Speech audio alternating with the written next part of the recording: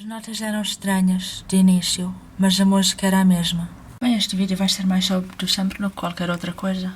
A candidata Zurique desenvolveu-se em Nova York um movimento artístico e anti-artístico semelhante em alguns aspectos. De acordo com Richter, tudo começou com o círculo gerado em torno de Alfred Stieglitz, um fotógrafo defensor da fotografia como meio capaz de chegar a resultados tão expressivos como a pintura e não apenas como um mero reprodutor da realidade. Interessado em tudo o que é novo e revolucionário, organiza exposições na Galeria 291, acabando por ajudar amadores e outros artistas dos movimentos modernistas. Um deles foi Francis Picabia, pintor de vários estilos artísticos.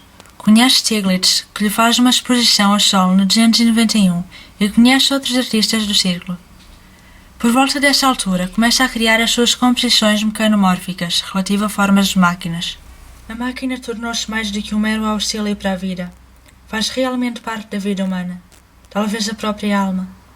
A sua maior contribuição foi a revista 391, publicada primeiro em Barcelona e depois em Nova York. Os elementos que formaram 391 foram, como vimos, uma profunda falta de respeito por todos os valores, uma liberdade de todas as restrições sociais e morais e um impulso compulsivo de destruir tudo aquilo a que até agora deu-se o nome de arte. E mesmo no auge da sua batalha contra a arte, ele continuou a produzir trabalhos artísticos surpreendentes. Esta galeria preparou o clima no qual a arte moderna iria fazer a sua explosiva entrada na cena americana. Stieglitz não causou esta explosão, mas foram as suas atitudes modernas de apoio destemido à fotografia e à pintura que armaram a cena e prepararam as mentes do público para a bomba que foi o Armory Show em 1903. Armory Show, exibição internacional de arte moderna realizada dia 17 de fevereiro de 1913 em Nova York. A sua importância deve-se à apresentação das vanguardas europeias ao público americano, quer para chocar, quer para despertar curiosidade. E por falar em curiosidade, nele participou o nosso Amadeu. A obra mais polémica foi Nu descendo a escada número 2 de Marcel Duchamp, que na altura estava na França. Com trajes cubistas e futuristas, retrata uma figura nua a descer uma escada na diagonal.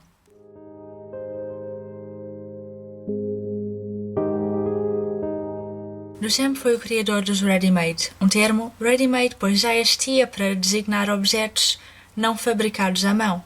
Estes podiam ter ou não uma intervenção do artista ou anti-artista.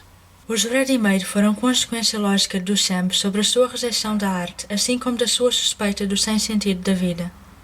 Logo em 1913 tive a ideia engraçada de prender uma roda de bicicleta a um banco de cozinha e vê-la rodar.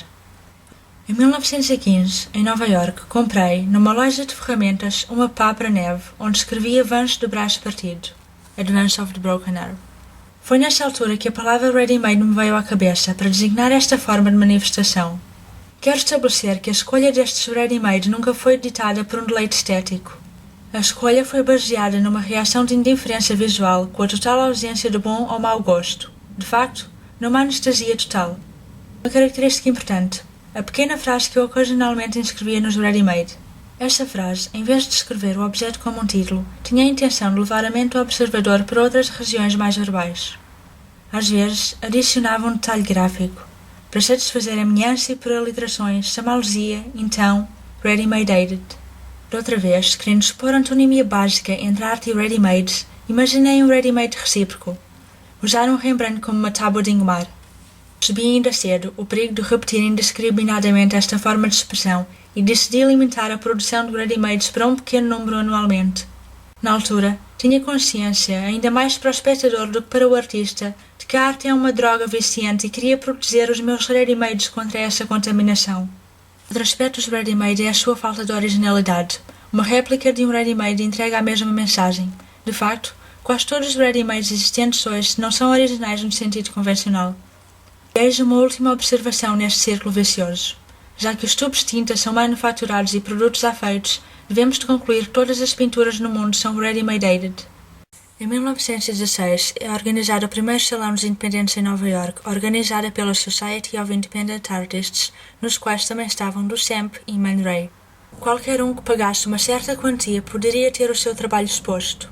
Neste contexto, Duchamp apresenta com o pseudónimo Richard Mutt o seu ready-made mais controverso até aos dias de hoje. A fonte consistia no urinol virado ao contrário com a assinatura R. Mutt, talvez o nome da firma. O trabalho original e não original foi rejeitado, apesar da contestação do Sam, que fez parte do júri e depois desapareceu. Os que vemos agora em museus são réplicas. Em 1917 foi publicada a revista The Blind Man, O Homem Cego, onde qualquer escritor podia mandar o que quisesse. Artistas americanos não são inferiores aos dos outros países. Então, por que é que eles não são reconhecidos cá? Nova Iorque tem medo? Por que não se atreve Nova Iorque a tomar responsabilidades na arte? Onde está em causa a arte, está Nova Iorque satisfeita em ser como uma cidade na província? Que chance têm os americanos artistas que não têm condições financeiras para ir para fora? Nenhuma. Isto é justo? Na segunda edição falou-se da fonte, o caso de Richard Mutt.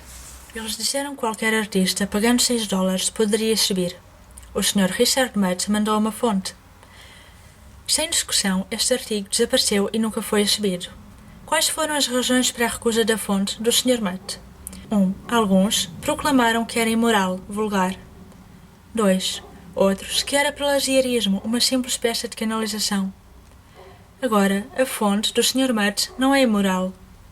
Isto é absurdo, e não mais do que uma banheira. É um acessório que se vê todos os dias em janelas dessas lojas. Quer o Sr. Mutt tenha ou não feito a fonte com as suas mãos não tem importância. Ele escolheu-a.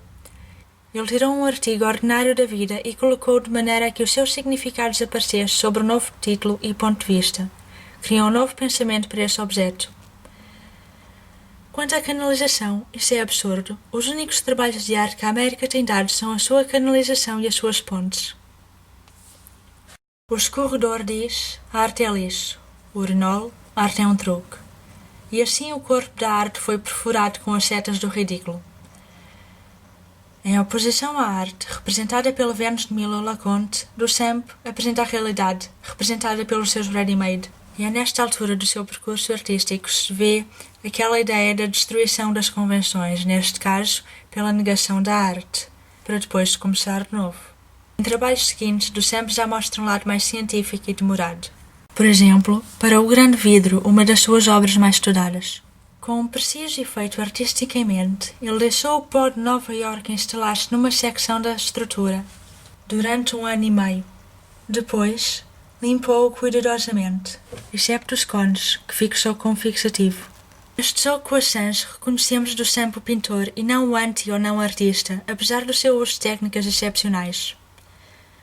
Mais importante que isto é a sua extraordinária preocupação com a correção matemática no seu uso de formas. Ele queria que estes cálculos tivessem o seu lugar no significado final da peça, e isto em vez da natureza emocional da arte. Man Ray começou a sua carreira como pintor. Seguindo o exemplo de Alfred Stieglitz, tornou-se também fotógrafo. O primeiro trabalho que vi dele chama-se Broadwalk. Foi um tabuleiro em xadrez que transformou num trabalho de arte ao adicionar botões e pedaços de corda anti-artísticos. A incansável produção anti-artística de Man Ray continua até o presente nas suas 3 formas: pintura, fotografia e objetos anti-arte.